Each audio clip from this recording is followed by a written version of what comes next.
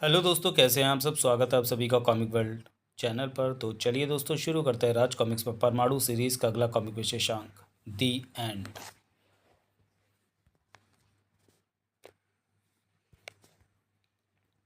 कहते हैं मन बहलाने और आत्मसंतुष्टि के लिए किसी भी शौक़ का होना बहुत ज़रूरी है। इसलिए धरती पर ऐसा कोई मनुष्य नहीं जिसे शौक़ ना हो। फिर वह शौक़ किसी भी तरह का हो सकता है। क्रिकेट, फुटबॉल या हॉकी खेलने का, पतंग उड़ाने का, बागवानी करने का, किताबें पढ़ने का, म्यूज़िक सुनने का या फिर धमाके करने का। ठक।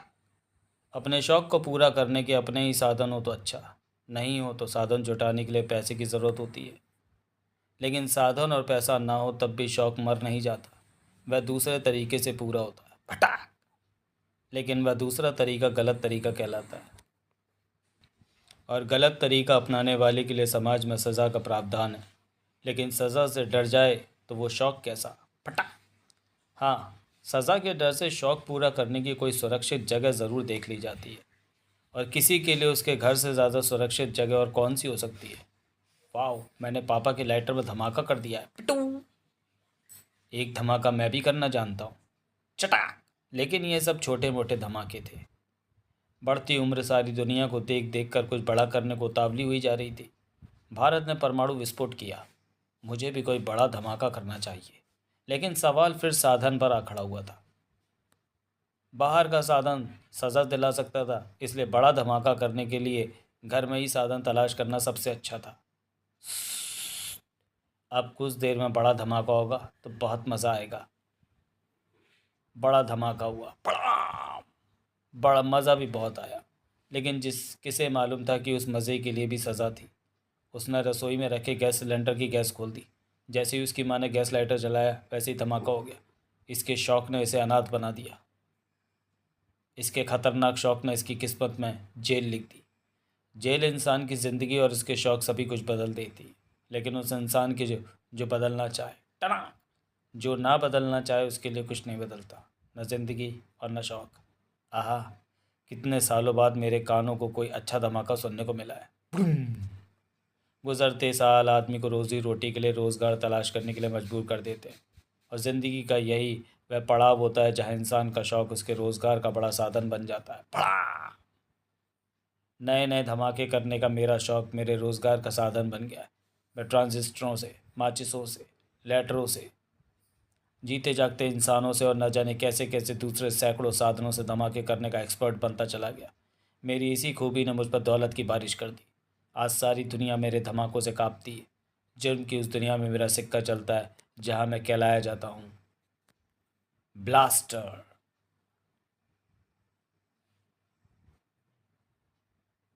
शीना जैसी लड़की जैसे धमाके करने वाला शायद दुनिया में कोई दूसरा नहीं। ब्लास्टर जैसे धमाके करने वाला दुनिया में कोई दूसरा नहीं। क्योंकि शीना को धमाके करने के लिए किसी विस्फोटक पदार्थ की ज़रूरत नहीं है। शीना कोई भी विस्फोट करने के लिए अपनी मानसिक शक्तियों का प्रयोग करती है। अपनी मानसिक शक्तियों से शीना हालांकि बड़े बड़े धमाके कर सकती है, लेकिन आज तक शीना ने ऐसा किया नहीं। क्योंकि इसके धमाके से किसी का दिल दुखे या किसी को चोट पहुँचे, शीना ऐसा हरगिज़ नहीं चाहती। इसी के साथ हमारा यह विशेष कार्यक्रम wonder women of the world समाप्त होता है। अगले हफ्ते एक नई हस्ती से मिलाने का वादा करके हम आपसे विदा लेते हैं। नमस्कार। गजब, गजब है ये लड़की। उसके धमाके तो सारी दुनिया को हिला सकते हैं। हिलाएंगे, ज़रूर हिलाएंगे, ज़रूर ज़रूर हिलाएंगे। फ़िलहाल तो भय से शीना का कलेजा हिल रहा था। प्लीज़ नहीं, नहीं।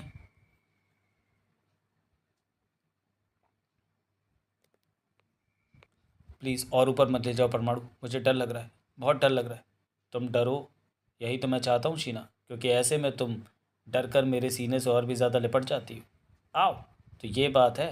लेकिन ऐसे में मेरी जान निकल गई तो नहीं निकलेगी, क्योंकि तुम्हारी जान परमाणु की जान में बसती है, और परमाणु अपनी जान को कुछ नहीं होने दे सकता। अरे अरे, ये क्या कर रहे हो? लोग देख रहे हैं। ओ सॉरी, मुझे पता ही नहीं चला कि मैं कब तुम्हें लेकर ज़मीन के इतनी पास आ गया। मेरा ठिकाना यानी ममता का घर भी आ गया। बाय शीना, मुझे तुमसे अगली मुलाकात का इंतज़ार रहेगा। मुझे भी। मैं तो कब से तुम्हारा इंतज़ार कर रहा हूँ। अरे, कौन हो तुम? ट्रांसपेरेंटो नाम है मेरा, और मैं तुझे ले जाने आया हूँ। ट्रांसपेरेंटो ने जैसे ही शीना का हाथ पकड़ा, वैसे ही, ओह, मुझे हाथ मत लगाना, पीछे हटो। शीना सिर्फ ट्रांसपेरेंटो को खुद से दूर रखने के लिए धमाके कर रही थी। काश अपने धमाकों से किसी को नुकसान पहुंचाना उसकी फितरत में शामिल होता तो ट्रांसपेरेंटो को ये वार करने का मौका नहीं मिलता और शीना तेज़ आंधी में तिनके की तरह ना झूम रही होती। आ जल्दी धड़ाम, बेहोश होकर गिर गई। गिरनी ही थी। मैंने यहाँ जो गैस उड़ाई थी वह हाथी को भी पलक झपकते बेहोश करने की ताकत रखती थी। अब मैं इसे अपने कंधे पर लाद कर यहाँ से ले जाऊंगा। ओ, कंधे पर लाद कर तो तू जाएगा और वह कंधा कबाड़ी का होगा। परमाणु, मुझे ये तो मालूम था कि तू आएगा, लेकिन तू आया बहुत देर बाद। ओह, परमाणु देर से आने के बाद भी दुरुस्त आता है। इसका शरीर शीशे का बना हुआ है, दीवार से टकराते ही चकनाचूर हो जाएगा। ओह, ये तो दीवार ही चकनाचूर हो गई। पड़ाक। हाँ, लगा ना जोर का झटका। अब इस झटके को सह था। उह, इस झटके को सह लिया तो मारा जाएगा। उफ। ओह, सही समय पर ट्रांसमिट हुआ। इसे तोड़ना होगा और चूंकि ऐसा करने के लिए मैं यहाँ परमाणु छल्लों का इस्तेमाल नहीं कर सकता, इसलिए मुझे इसे अपनी परमाणु रस्सियों में फंसाना होगा और पटकी दे देकर इसे तोड़ने की कोशिश करनी होगी। मेरे बुलेट प्रूफ और शॉक प्रूफ शरीर को तू नहीं तोड़ सकता, और वैसे भी अब तेरी परमाणु रस्सी मुझे जकड़े नहीं रहने देगी। ओ, ये क्या हो रहा है? परमाणु रस्सी तो इसके शरीर से गायब हो रही है। गायब नहीं हो रही बल्कि धुआं बनकर उड़ रही है, क्योंकि इस समय मेरा कांच का शरीर ऐसे तप रहा है जैसे भट्टी। वैसे अब खेल बहुत हो चुका, अब दी एंड हो जाना चाहिए इस खेल का भी और तेरा भी, ताकि मैं तेरे बाद आराम से इस लड़की को लेकर यहाँ से जा सकूँ। ओह, परमाणु पर गिरने वाला वह पिघला हुआ शीशा था जो परमाणु के संभलने से पहले ही कठोर हो गया। ओह, मैं शीशे के खोल में बंद हो गया। बहुत मजबूत है ये खोल, मैं इसे तोड़ नहीं पा रहा हूँ, लेकिन मुझे इसे तोड़ना तो होगा ही अगर मैंने खुद को मरने से और शीना को उसके दुश्मन के हाथों में जाने से बचाना है तो। परमाणु ने परमाणु छल्लों का प्रहार कांच की उस कैद पर करना शुरू कर दिया। आखिरकार छनाक, अपने परमाणु छल्लों की मदद से मैंने तेरी कैद को तो तोड़ दिया।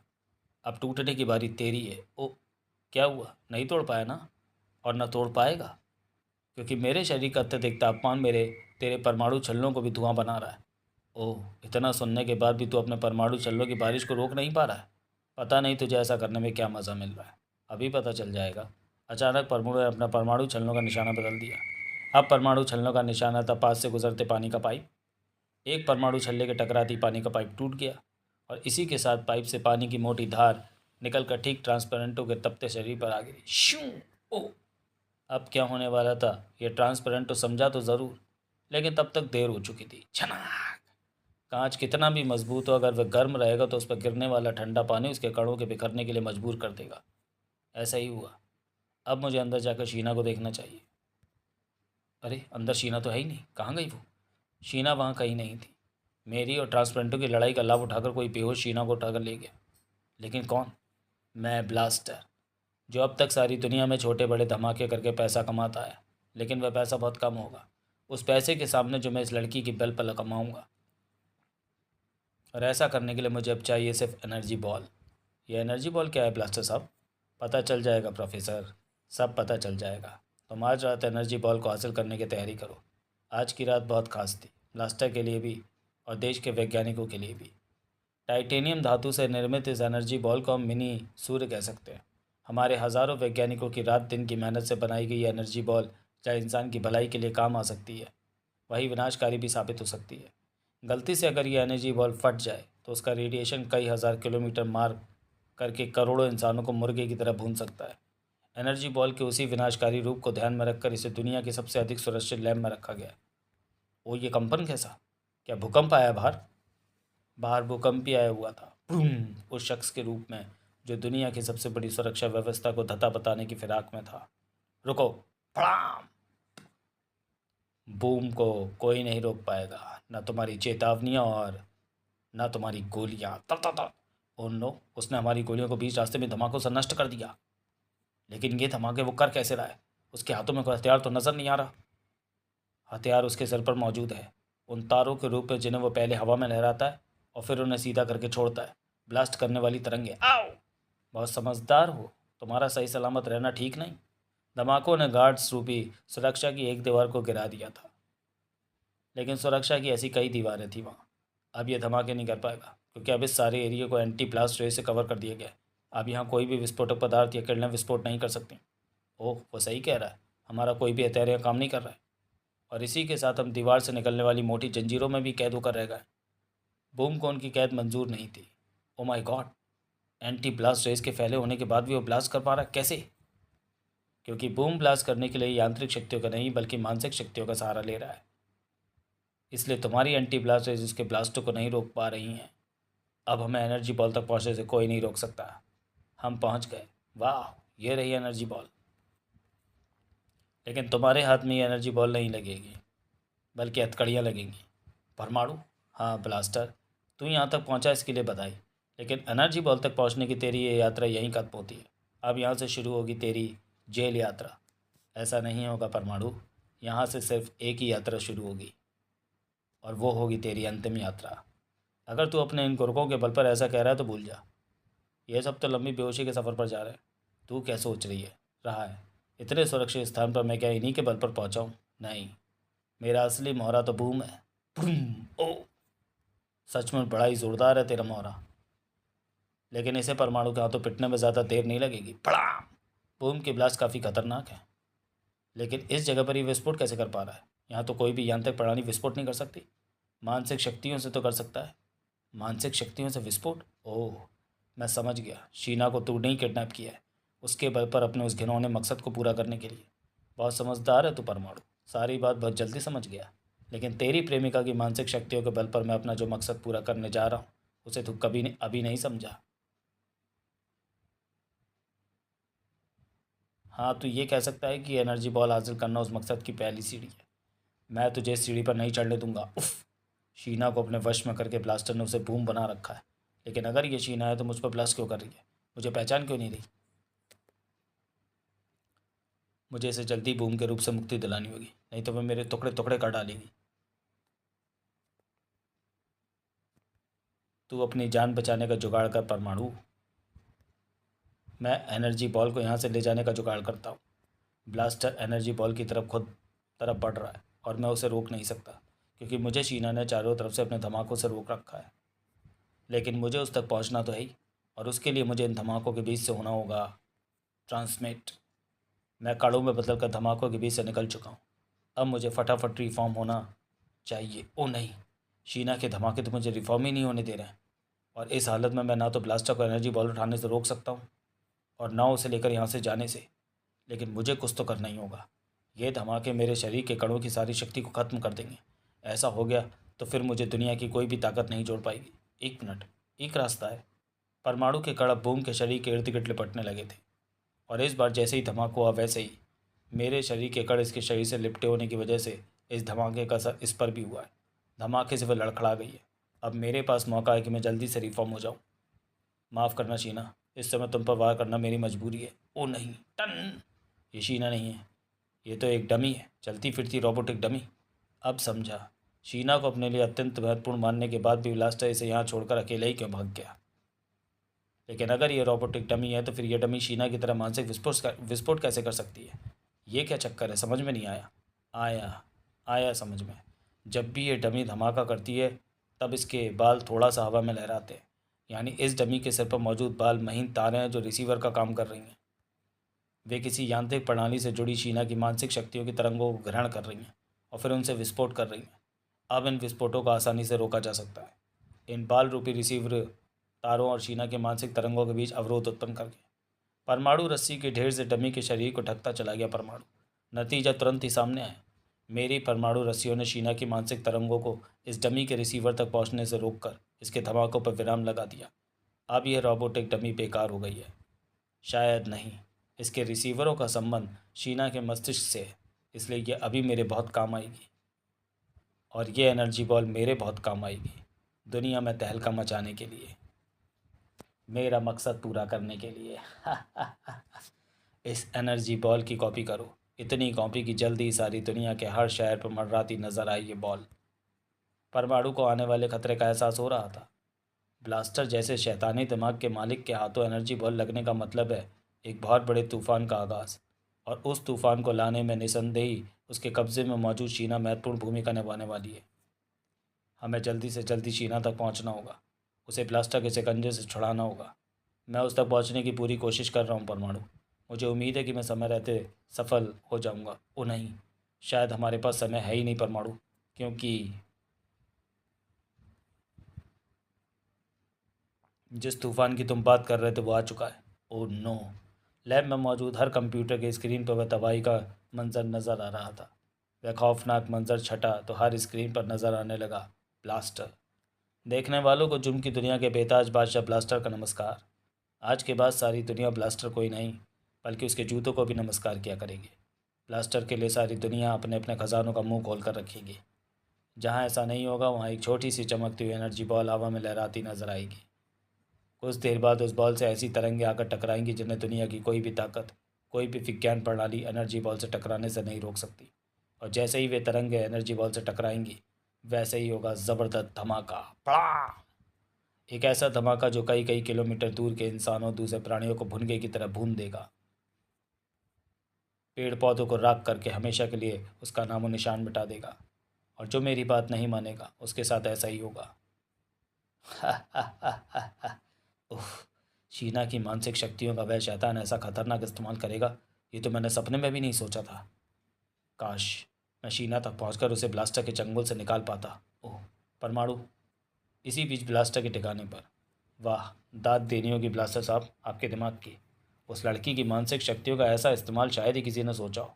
उन शक्तियों की मदद से यहीं बैठे बैठे कहीं पर भी मौजूद एनर्जी बॉल में धमाके कराए जा सकते हैं। और कमाल तो यह है कि उसकी मानसिक शक्तियों को एनर्जी बॉल तक पहुंचने से कोई नहीं रोक सकता। इसलिए आपके प्लान के फेल होने का तो सवाल ही नहीं पैदा होता। यह ब्लास्टर का दिमाग है प्रोफेसर माद्री। जो सोचता है फूल फूल प्रूफ सोचता है, उसके फेल होने का सवाल ही पैदा नहीं होता। ओह, अपने दिमाग की बढ़ाई करते समय तू शायद भूल गया ब्लास्टर कि तेरे मंसूबा पर पानी फेरने के लिए यहाँ आ सकता है। परमाणु, तू मेरे इस अत्यंत गुप्त ठिकाने पर कैसे पहुँचा? उस डमी पर लगे उन रिसीवरों की बदौलत जो शीना के मानसिक तरंगों को ग्रहण कर रहे थे। जैसे ही तूने शीना की तरंगों से एनर्जी बॉलों में ब्लास्ट करवाया वैसे ही मेरे सहयोगी प्रोबोट ने रिसीवर द्वारा रिसीव की गई उन तरंगों को ट्रेस करके मुझे तेरे ठिकाने का पता बता दिया। और मैं यहाँ पहुँचा। अपने गुर्गों को समझा ब्लास्टर। च्यूं। पीछे से वार करना कायरता की निशानी है और कायर लोग परमाणु को कतई पसंद नहीं। बेवकूफ़ है मेरे ये गुर्गे। इन्हें मालूम नहीं कि परमाणु छोटी मोटी शक्तियों से ख़त्म होने वाली चीज़ नहीं है। उसे ख़त्म करने के लिए तो बड़ी शक्ति की ज़रूरत है, शीना की ब्लास्ट शक्ति जैसी किसी शक्ति की। शीना सामने आई तो तड़प ही उठा परमाणु। ओह शीना, उसने मशीन में कैद कर रखा है। वह फटी फटी आंखों से सामने देख रही है, लेकिन अभी शायद उसकी नज़र मुझ पर नहीं पड़ी है।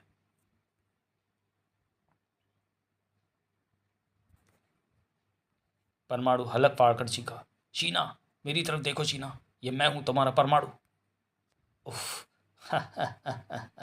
पागल है तू परमाणु, जो ये सोच रहा है कि शीना तेरी आवाज़ सुन लेगी। इस मशीन के यंत्रों ने उसे अर्धमूर्छित अवस्था में पहुंचा रखा है। उन्हीं यंत्रों की मदद से मैं उसके दिमाग और उसकी मानसिक शक्तियों पर नियंत्रण किए हुए हूँ। इसलिए उसकी मानसिक शक्तियों के धमाके वही हो रहे हैं जहाँ मैं चाह रहा हूँ। और इस समय मैं चाह रहा हूँ कि शीना के मानसिक धमाके तेरे चीथड़ उड़ा दे।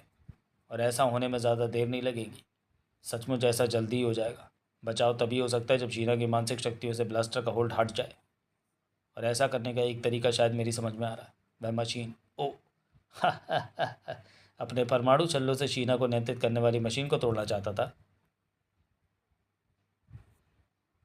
तू ऐसा कभी नहीं कर पाएगा। ओह, धमाकों से वह मेरे परमाणु छल्लों को नष्ट किए जा रहा है।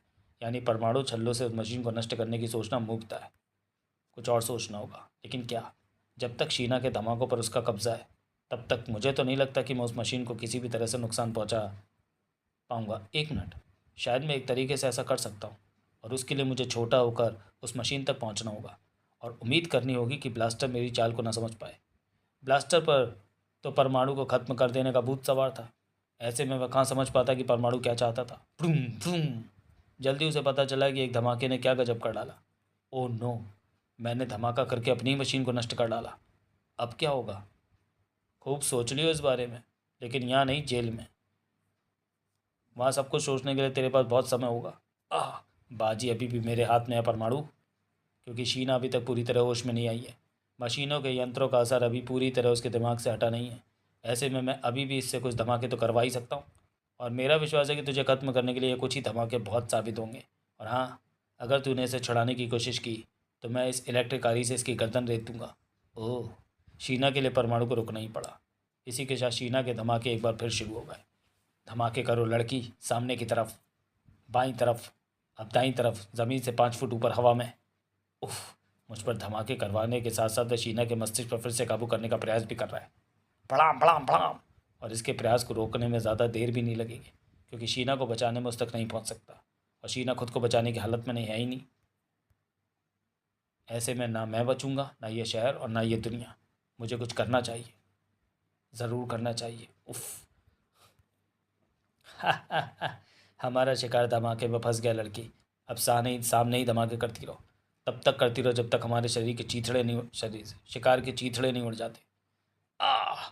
चीख उबल पड़ी परमाणु के कंठ से, और हर धमाके के साथ वह चीख और भी पीड़ा से भरी आह और भी तेज होती चली जा रही थी। आह। इसी के साथ ब्लास्टर के टाके भी तेज होते जा रहे थे। खत्म।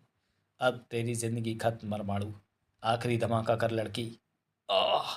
शीना ने आखिरी धमाका किया, लेकिन वह धमाका परमाणु पर नहीं, ब्लास्टर के हाथ में थमी इलेक्ट्रिक आरी पर हुआ था। आओ। ये तो तूने मुझ पर ही धमाका कर दिया। ये कैसे हुआ? जवाब सीधा सा है ब्लास्टर। जिस काम को करने के लिए मैंने खुद को धमाकों में फंसाया था, वह हो गया। मेरी पीड़ा भरी चीखों ने शीना के मस्तिष्क को पूरी तरह चेतन कर दिया, और वह मुझे और खुद को बचाने के लिए धमाके करने लगी। अब तेरे थोबड़े पर मेरा भूसा धमाका करेगा। था। परमाणु के एक ही बार में अपने होश को बैठा ब्लास्टर, और भयभीत हिरनी से शीना दौड़ कर परमाणु के सीने से लिपट गई। ओ शीना, मुझे तो लगा था कि मैंने तुम्हें खो दिया, तुम्हारा प्यार मुझे वापस ले आया। समाप्त।